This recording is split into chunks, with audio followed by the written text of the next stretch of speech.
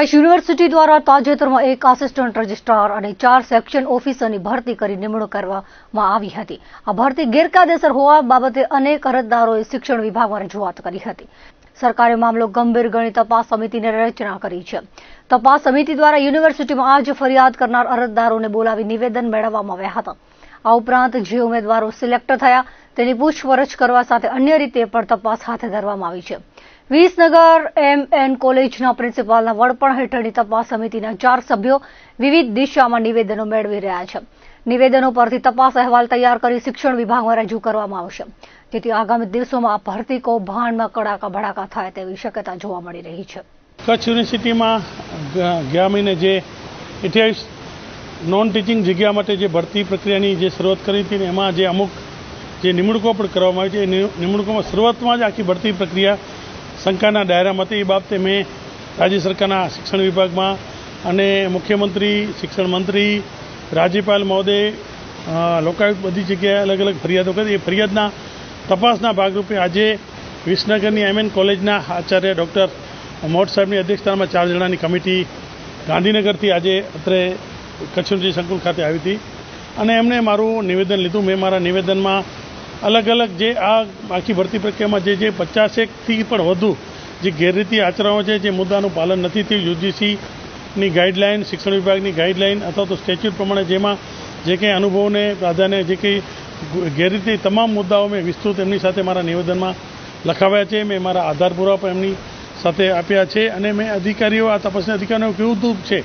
કે આપણે તપાસની અધિકારી કે હું સંપૂર્ણ આ જે ગેરરીતિના બધા ડોક્યુમેન્ટ જોડું છું. આપની લેવલે આમાં નિષ્પક્ષ તપાસ છે અને જવાબદારો સામે કાર્યવાહી થાય અને એમને પણ મને આ પ્રકરણમાં નિષ્પક્ષ તપાસ કરી અને શિક્ષણના હિતમાં જે ગેરરીતિ છે એને અમે બંધ કરાવવાની સાથે અમે આમાં કડક કાર્યવાહી કરીશું.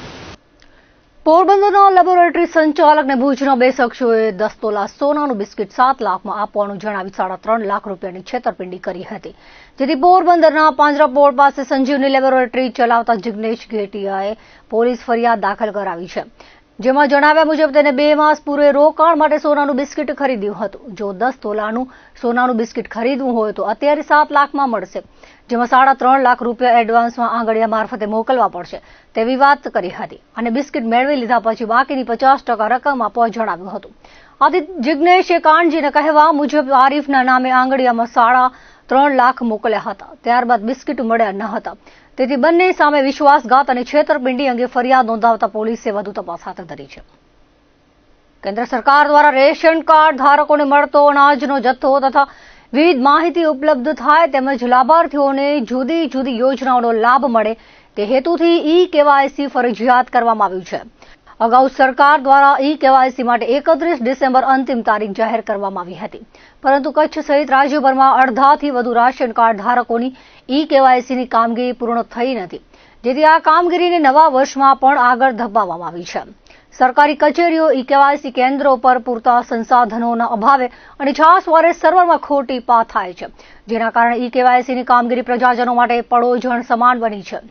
દરરોજ વહેલી સવારથી જ eKYC કેન્દ્ર પર અરજદારોની લાંબી કતારો લાગતી રહે છે. જિલ્લા મથક ભુજમાં દરરોજ 400થી વધુ અરજદારો eKYC માટે પહોંચે છે, પરંતુ 100થી પણ ઓછા અરજદારોની eKYC શક્ય બને છે. નવા વર્ષના પ્રારંભ સુધી કચ્છ જિલ્લામાં ભુજ 44% રાશન કાર્ડ ધારકોના eKYCની કામગીરી બાકી રહી છે.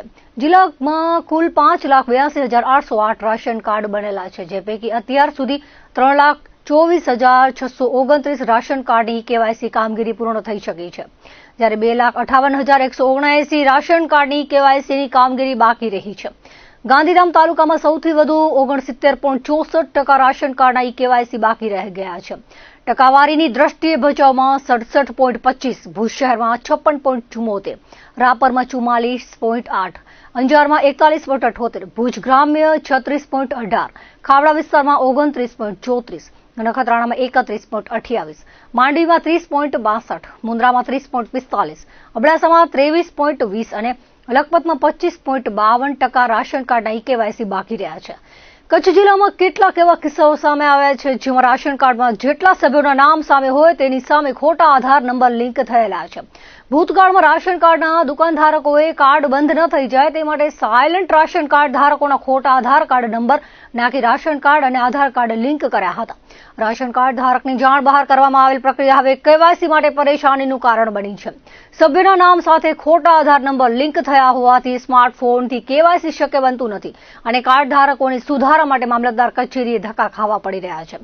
કેન્દ્ર સરકાર દ્વારા રાશન કાર્ડની કેવાયસી પ્રક્રિયા માટે માય રાશન મોબાઈલ એપ્લિકેશન બનાવવામાં આવી છે. જો રેશન કાર્ડના તમામ સભ્યોના આધાર કાર્ડ યોગ્ય રીતે લિંક થયેલા હોય તો સ્માર્ટફોનની મદદથી ઈ કેવાયસી ઘર બેઠા શક્ય બને છે અને અરજદારોએ પોતાના સ્માર્ટફોનની મદદથી ઈ કેવાયસી કરાવ્યા છે. બુધવારે શિયાળાની સિઝનનો સૌથી ઠંડો દિવસ પસાર કર્યા બાદ ગુરુવારે પણ કચ્છમાં ઠારનું સામ્રાજ્ય યથાવત રહ્યું છે. ગઈકાલની સરખામણીએ આજે ઠંડીની તીવ્રતા ઘટી હતી. જોકે અબડાસાવાસીઓને ઠંડીથી ખાસ રાહત મળી નથી. રાજ્યના સૌથી શીત મથક નલિયાનું લઘુત્તમ તાપમાન આજે 5.6 ડિગ્રી રહ્યું હતું. જિલ્લા મથક ભુજનું 10.4 અને કંડલાનું 11.5 ડિગ્રી નોંધાયું હતું. પશ્ચિમી વિક્ષોભની અસર તળે કચ્છ સહિત રાજ્યોમાં કાતિલ ઠંડીનું મોજું ફરી વળ્યું છે. હાડથી જવતી ઠંડીના પગલે કચ્છમાં જનજીવન પ્રભાવિત થયું છે. સાંજ થતાં જ માર્ગો અને બજારો સુમસામ બની જાય છે. નલિયા પંથકમાં કડકડતી ઠંડીના પગલે ઠેર ઠેર લોકો તાપણા કરી ઠંડીથી રાહત મેળવતા નજરે ચડ્યા હતા. નલિયા તાલુકા ઉપરાંત લખપત, નખત્રાણા, ખાવડા પંથકમાં પણ તીવ્ર ઠંડીથી લોકો ઠૂઠવાયા હતા. મકર સંક્રાંતિનો તહેવાર નજીક આવ્યો છે ત્યારે જિલ્લામાં ઠંડીની પકડ મજબૂત બની છે. જોકે સપ્તાહ અંત સુધી ઠંડીથી મોટી રાહત મળવાની શક્યતા નહિવત હોવાનું હવામાન શાસ્ત્રીઓ જણાવી રહ્યા છે. તો બીજી તરફ પશ્ચિમ કચ્છના અબડાસા પંથકમાં કાતિલ ઠંડીના પગલે ખેતરોમાં બરફની ચાદર છવાઈ જતા ખેત પેદાશને નુકસાન થયાના અહેવાલ સામે આવી રહ્યા છે. નલિયા તાલુકાના મોખરામાં હિમ પડવાથી ખેડૂતોની જમીનમાં વાવેલો વાલનો પાક સુકાઈ જતા મોટું નુકસાન થયું હતું. શિયાળાની સિઝનમાં ઉત્તરાયણ પર્વના એક સપ્તાહ પૂર્વે કાતિલ ઠંડી પડી છે. ખાસ કરીને કચ્છના કાશ્મીર એવા નલિયા પંથકમાં ડંખીલા ઠારનું સામ્રાજ્ય છવાયું છે. છેલ્લા 3 દિવસ દરમિયાન કાતિલ ઠંડીના પગલે હિમ પડતા ખેતરોમાં નુકસાની થયાના અહેવાલો મળ્યા હતા. અબડાસાના મોખરા વિસ્તારમાં હિમ પડતા ખેતરમાં ઉભેલો વાલનો પાક સુકાઈ ગયો હતો. અબડાસા પંથકમાં હિમપાતથી ખેતીને નુકસાન થયું છે. તો બીજી તરફ શિયાળાની પકડ મજબૂત બની હોવાથી પૂર્વ કચ્છમાં રવિ પાકને લાભ મળી રહ્યો છે. ખાસ કરીને જીરું, ઘઉં, રાયડો, ઈસબગુલ જેવા પાકને માફકસર ઠંડીથી લાભ થયો છે. જાન્યુઆરી માસના બીજા સપ્તાહમાં શીતલહેરના દોરથી ખેડૂતો માટે કહી ખુશી તો કહી ગમની સ્થિતિ સર્જાઈ છે. કચ્છ ઐતિહાસિક શહેરમાં જાહેરમાં માંસ, મટન, નોનવેજના વેચાણ પર પ્રતિબંધ બાદ ગંગાનાકા સમીપે મટન માર્કેટનું નિર્માણ કરવામાં આવ્યું છે. શહેરમાં નોનવેજનું વેચાણ એક જ સ્થળે થાય અને લોકોને હાલાકી ઓછી થાય તે માટે જીયુડીસી દ્વારા 46 લાખના ખર્ચે ગંગાનાકા પાસે મટન માર્કેટ બનાવવામાં આવી છે. શહેરના નોનવેજના ધંધાર્થીઓને સ્ટોલ ફાળવવા આજે બીજી વખત હરાજી ગોઠવવામાં આવી હતી. પરંતુ એકે ધંધાર્થીએ સ્ટોલ મેળવવા માટે રસ ન દાખવતા સુધરાવાના પ્રયાસને વિફળ રહ્યો હતો. આ અગાઉ પણ જાહેર હરાજી કરવામાં આવી હતી પરંતુ નોનવેજના ધંધાર્થીઓના ઉગ્ર વિરોધ બાદ ફ્લોપ શો સાબિત થઈ હતી. શહેરમાં નોનવેજનું વેચાણ કરતા ધંધાર્થીઓ નવનિર્મિત મટન માર્કેટના લોકેશન અયોગ્ય ગણાવી રહ્યા છે. નોનવેજના વેચાણ માટે અન્યત્ર માર્કેટ બનાવવામાં આવે તેવી માંગ કરી રહ્યા છે. તો બીજી તરફ ગંગાનાકા આસપાસના રહેવાસીઓ પણ અહીં બનાવવામાં આવેલ મટન માર્કેટનો વિરોધ કરી રહ્યા છે. સ્થાનિક રહેવાસીઓ દ્વારા આજે સાંજે પ્રાંત કચેરી આવેદનપત્ર પાઠવી રજૂઆત કરવાનું નક્કી કરાયું છે. સ્થાનિક રહેવાસીઓ અને નોનવેજના ધંધાર્થીઓના વિરોધના કારણે લાખોના ખર્ચે બનેલ મટન માર્કેટ શોભાના ગાંઠિયા સમાન બની છે. સ્ટોલની હરાજીનો પ્રથમ પ્રયાસ નિષ્ફળ રહ્યા બાદ આજે સ્ટોલની જાહેર હરાજી માટે બીજી વખત પ્રયાસ કરાયો હતો. જોકે કોઈ પણ ધંધાર્થીએ સ્ટોલની હરાજીમાં ભાગ ન લેતા સુધરાઈની કવાયત ફ્લોપ શો સાબિત થઈ હતી. અંજારના ચીફ ઓફિસર પારસ મકવાણાના નેતૃત્વમાં સ્ટોલ હરાજી માટેનું આયોજન કરાયું હતું. અબડાસા તાલુકા પંચાયતની સામાન્ય સભા યોજાઈ હતી જેમાં સુધારેલા બજેટને બહાલી આપવા સાથે વિવિધ ચર્ચા હાથ ધરવામાં આવી હતી. તાલુકા પંચાયત પ્રમુખ મહાવીરસિંહ જાડેજાના અધ્યક્ષ સ્થાને સામાન્ય સભાનું આયોજન કરાયું હતું જેમાં તાલુકા પંચાયતના વર્ષ 2024-25ના સુધારેલા અને વર્ષ 2025-26ના બજેટને બહાલી આપવામાં આવી હતી. સભાની શરૂઆતમાં ગત સભાની મિનિટ્સનું વાંચન કરી બહાલી આપવામાં આવી હતી. તાલુકા પંચાયતના માસિક હિસાબોનું વાંચન કરી તેને બહાલી આપવામાં આવી હતી. આજે પણ જૂથ ગ્રામ પંચાયતના સરપંચ દ્વારા રાજીનામું અપાયું હોવાથી તેની ચર્ચા કરાઈ હતી જેને ફેર વિચારણા માટે પરત મોકલવાનું નક્કી કરી રાજીનામું જે નામંજૂર કરાયું હતું. જિલ્લા પંચાયત સભ્ય ભાવનાબા જાડેજાએ નલિયાના ગટર લાઇનના કામ ફેરફાર કરી કામ કરાયું તેની અને સરકારી કામો જે તેમની રજૂઆતથી મંજૂર કરાયા છે તેની પ્રગતિનો અહેવાલ તેમને અપાતો નથી અને કોઈ જાણ કરાતી ન હોવાનો આક્ષેપ કર્યો હતો. શાસક પક્ષના નેતા મહાવીરસિંહ જાડેજાએ વાયર વિસ્તારના વિકાસ કામોમાં તલાટીઓ દ્વારા ચૂકવણા સમયે ઉઘરાણા કરાતા હોવાની રાવ વ્યક્ત કરી હતી. તાલુકા પંચાયત વિપક્ષી નેતા જત દાડાભાઈએ વિકાસ કામોની ફાળવણી મનફાવે તેમ કરાતી હોવા સાથે અમુક ગામોને વિકાસ કામોથી વંચિત રખાતા હોવાની રજૂઆત કરી હતી. બેઠકમાં સ્ટેમ્પ ડ્યુટીની ગ્રાન્ટના 81,50,000ના વિકાસ કામો વિવિધ ગામોમાં કરવા સહિતની ચર્ચા કરી તેને બહાલી અપાઈ હતી. તાલુકા પંચાયત અબડાસાનું વર્ષ 2024-25નું સુધારેલ તેમજ 25-26ના અંદાજપત્ર માટે બજેટ માટેની મિટિંગ તાલુકા પંચાયત અબડાસા ખાતે બોલાવવામાં આવી હતી.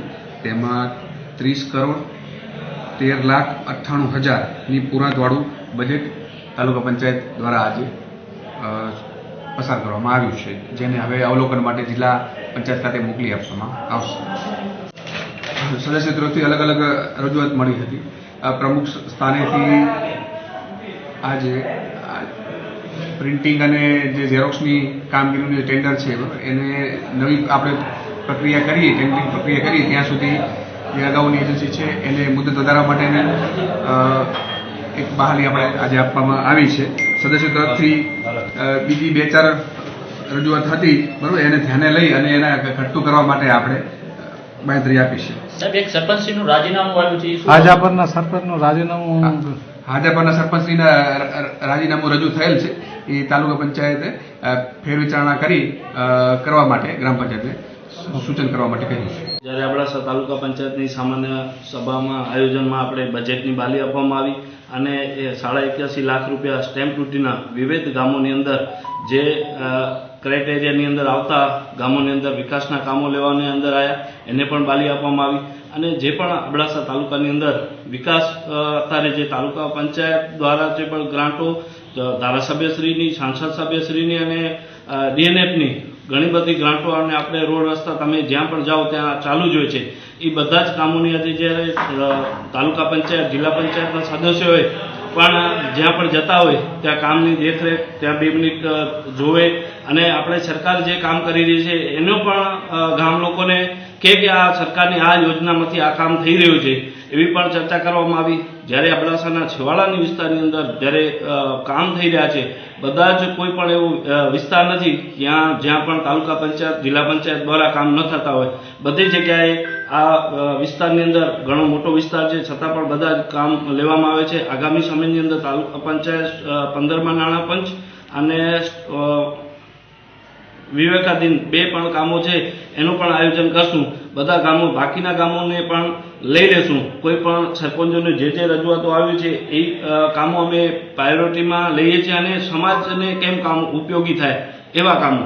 તાલુકા પંચાયતની અંદર અત્યારે જ આપણે ટીડીઓની બદલી થઈ અને સરકાર અને જિલ્લા પંચાયત એ પણ આપણે કાયમી ટીડીઓ આપે એવી એમને પણ હયાદાણ આપી છે અને ટૂંક સમયની અંદર આવી જશે. અત્યારે જે ટીડીઓ સાહેબ ચાર્જમાં છે, પણ જે પણ સામાન્ય માણસની અંદર કામ જે જરૂર પડે છે દાખલા માટે એ પણ તાત્કાલિક આપણને કરી આપે છે. અમે અહીંયાથી મેલથી મોકલાવી છે તો પણ ઈમેલ ઓનાથી પણ સાઇન કરી આપે છે. એટલે એ કોઈ ચિંતાનો વિષય નથી ટીડીઓ, પણ છતાં પણ આપણને કાયમી જોઈએ. અબડાસા મોટો વિસ્તાર છે એના માટે 100% આગામી સમયની અંદર ટીડીઓની નિમણૂક થશે એવી સરકાર જિલ્લા પંચાયત પણ બાંયધરી આપી છે.